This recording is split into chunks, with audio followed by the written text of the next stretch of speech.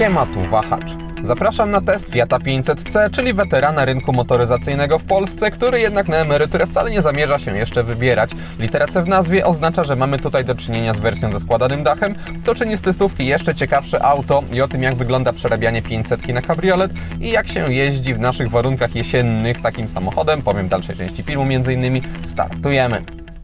Mówiąc o tym, że prezentowane auto jest weteranem, miałem na myśli fakt, że debiut tego modelu miał miejsce jeszcze w 2007 roku. Fiat 500 przez ten czas oczywiście był modernizowany i przystosowywany do standardów współczesności, ale design nadwozia 500 wciąż zachowała tak jak w momencie premiery i nie jest to moim zdaniem zarzut, ponieważ model ten naprawdę dobrze znosi upływ czasu. Duża jest w tym zasługa pomysłu na jego projekt, ponieważ bohater tego testu od początku miał być utrzymany w klimatach retro i nawiązywać do Fiata 500 z lat 50.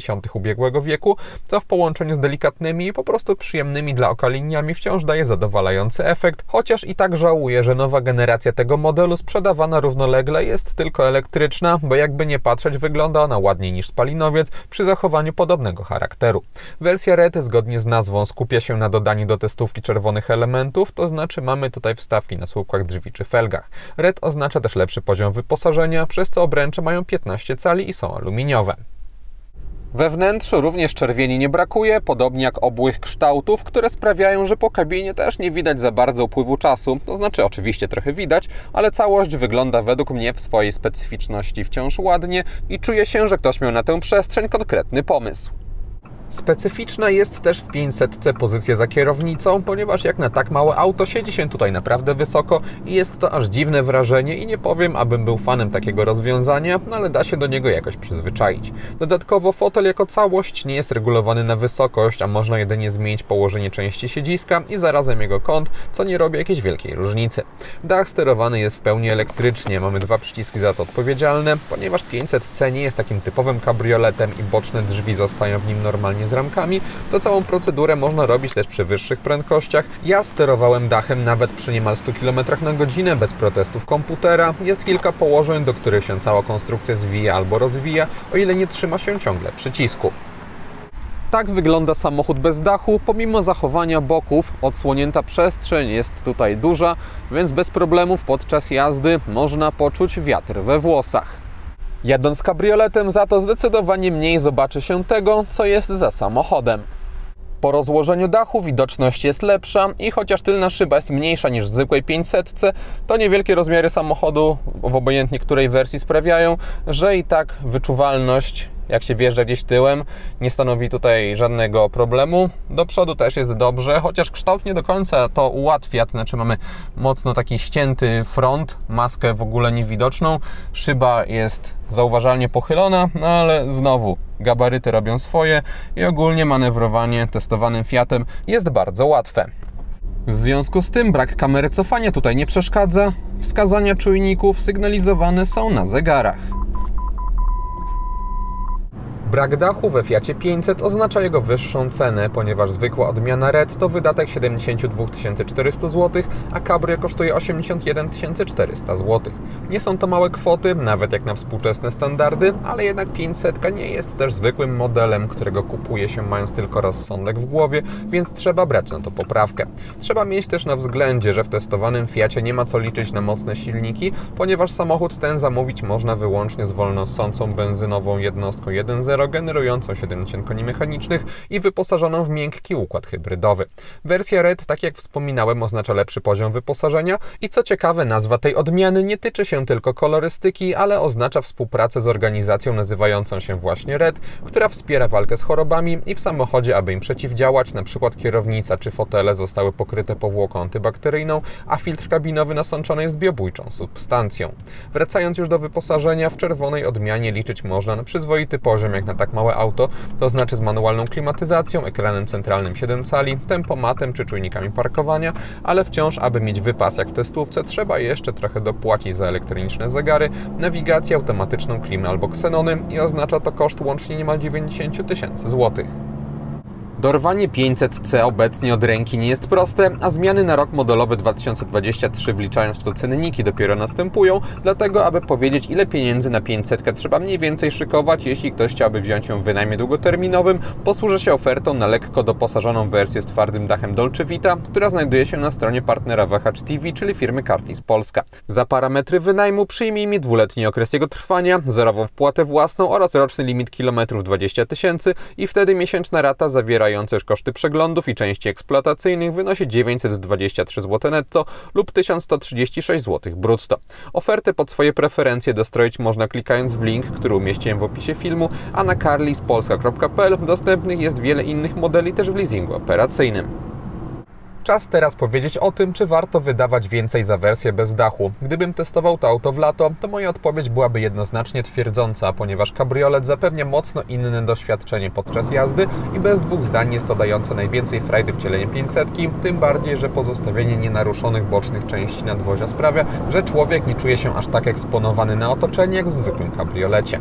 Niestety mój test 500C przypadł na jesień i temperatury bliższe 10 stopniom i wtedy już jazda taka przyjemna nie była. To znaczy, jak trafiłem na dzień, gdzie było 16 stopni, to w kurtce wciąż było super i na tej podstawie twierdzę, że w lato też tak musi być. Przy 11 stopniach jednak zbytnio czułem już zimny wiatr, marzły mi dłonie, miałem obawy, aby się nie przeziębić i generalnie przyjemnie jeździło mi się z zamkniętym dachem.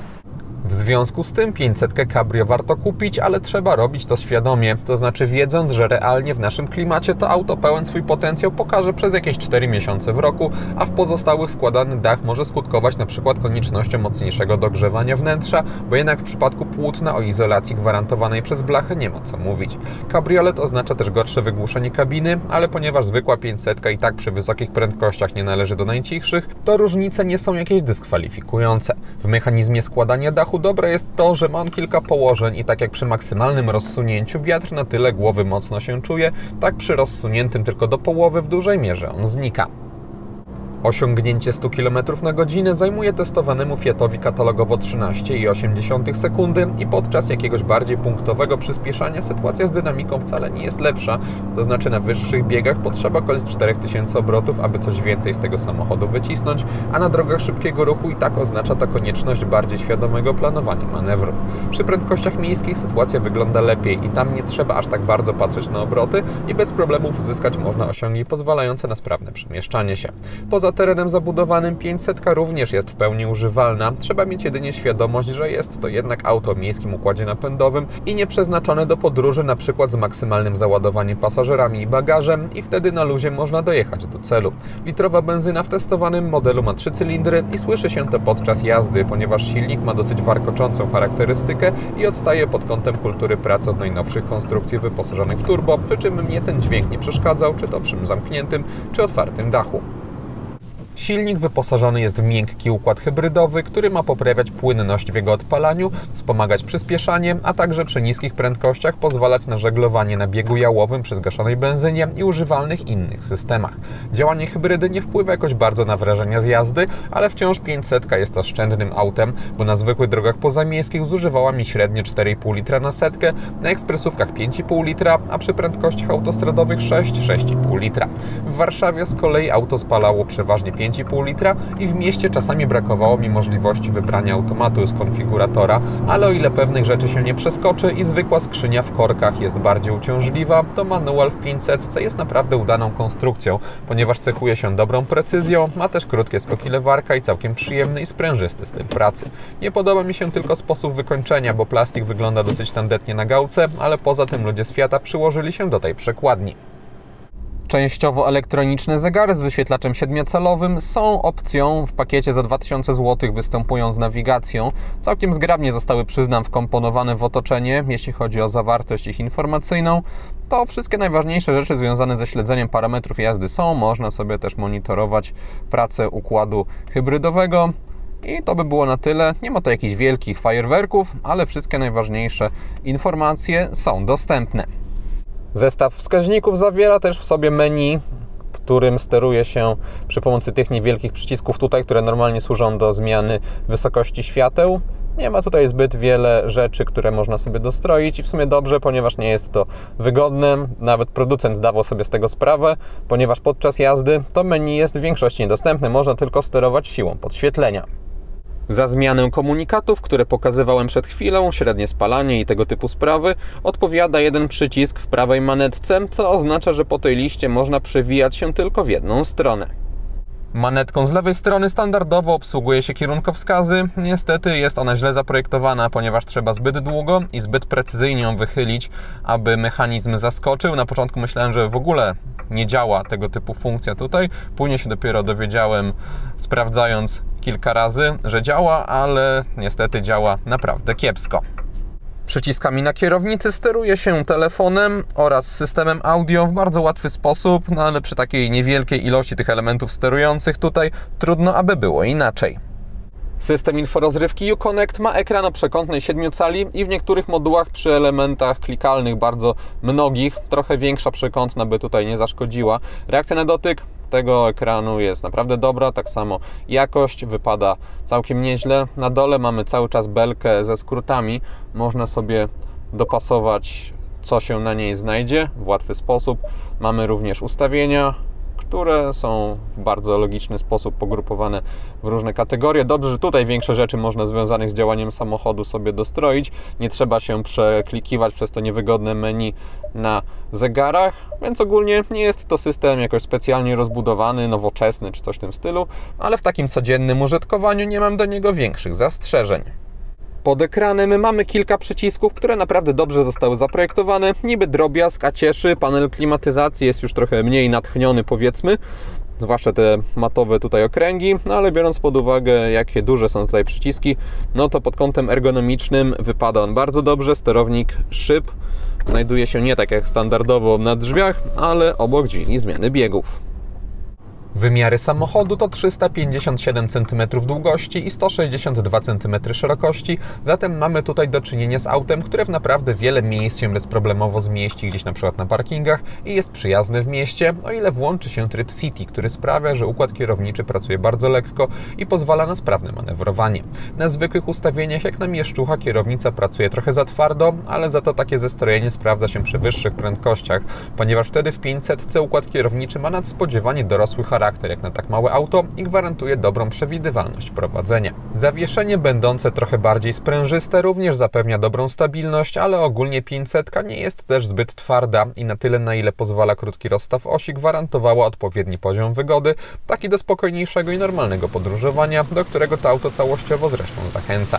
Testowany Fiat zniechęca za to do szybkiej jazdy, bo przez dynamikę i pojawiający się hałas przekraczanie 120 km/h nawet jadąc na pusto nie jest tutaj jakoś specjalnie pożądane.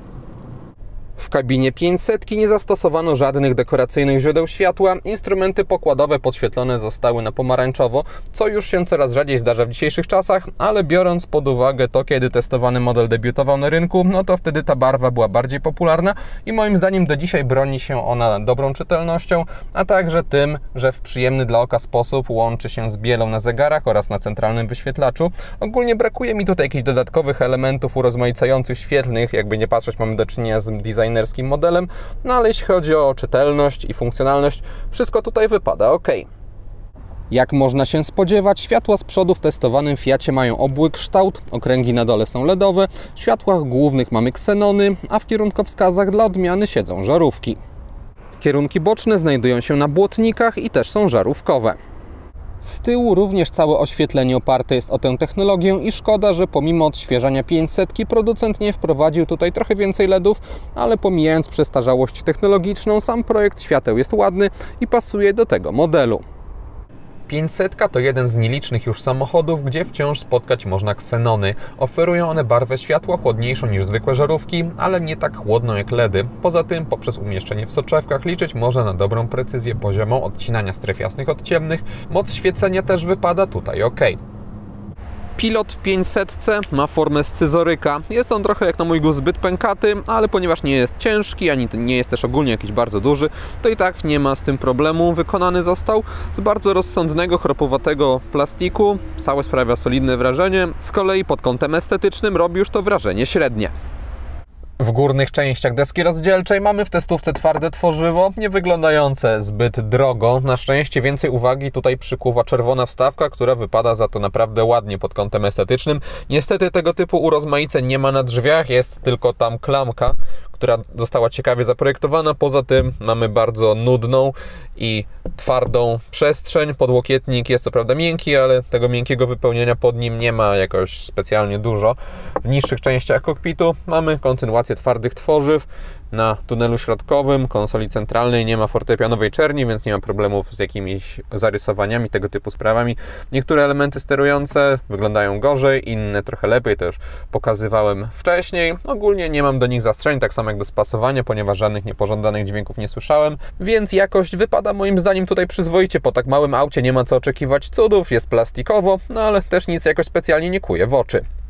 Metka Sequal oznacza, że materiał chociażby na fotelach pochodzi z butelek plastikowych, które zostały wyciągnięte z oceanów, a później zostały przetworzone, żeby właśnie można było je zastosować w samochodzie. Swoją drogą ten materiał tutaj na oparciu ma przyjemny dla oka wzorek. Mamy też logo 500. Z tyłu, gdy ustawiam przedni fotel pod siebie i siadam za sobą, to moje kolana stykają się ze wspominanym fotelem, ale na tyle lekko, że ani mnie, ani osobie podróżującej przede mną nie powinno to przeszkadzać. Konkretnie się prostując, moje włosy z kolei stykają się z podsufitką, ale znowu nie jest to taka intensywność kontaktu, żebym musiał jakoś cierpieć, a wystarczy się lekko pochylić i już jest ok. Tunel środkowy jest niewielki w 500 i też nie powinien on nikomu realnie przeszkadzać, ponieważ ten model jest oficjalnie tylko czteromiejscowy. Już w zwykłej wersji testowanego modelu bagażnik mający 185 litrów nie jest imponujący, w kabriolecie jest jeszcze gorzej. Mamy dodatkowo bardzo nieduży otwór załadunkowy, zatem tę przestrzeń zdecydowanie wypada traktować w kategoriach symbolicznych. Po bokach w kufrze nie ma haczyków ani innych praktycznych dodatków, z kolei pod podłogą ukryty został zestaw naprawczy oraz element systemu audio firmy Beats.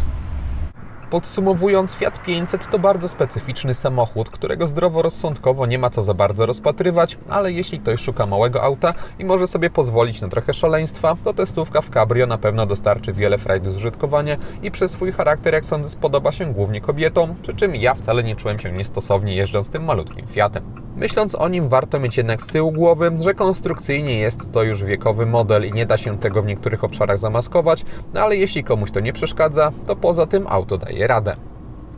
I to wszystko, co przygotowałem o 500 bez dachu. Dziękuję za uwagę i mam nadzieję, że i test się podobał. Jeśli tak było, zachęcam do dania temu filmowi łapki w górę. Będzie mi z tego powodu bardzo miło. Zainteresowanym przypominam o Carlis Polska i ich ofercie. A jeśli ktoś nie ma, zapraszam również do subskrypcji kanału, ponieważ kolejne materiały na Wahacz TV pojawią się już wkrótce. Na razie!